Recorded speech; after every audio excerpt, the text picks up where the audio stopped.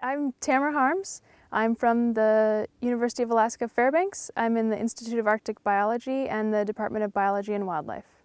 I'm an ecosystem ecologist and a biogeochemist, and I'm interested in elemental cycles, particularly the bioavailable elements carbon, nitrogen, and phosphorus.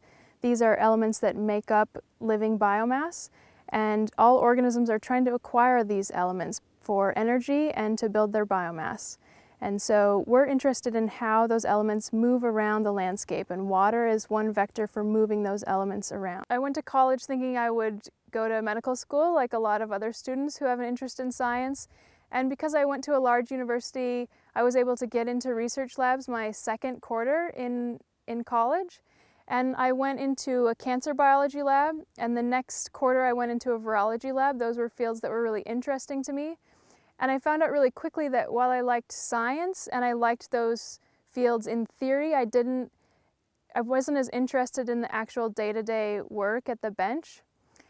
I kept up with the microbiology aspects, so my undergraduate majors were in both microbiology and ecology.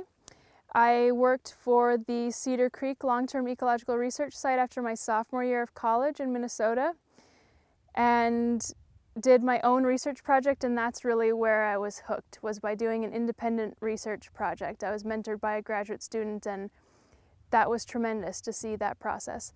And after that, I never had a non-ecology job since. So since the summer after my sophomore year of college, I've done only ecology. I have a degree in microbiology as well, and that's sort of what I do here, is study what microorganisms are doing in an ecological sense.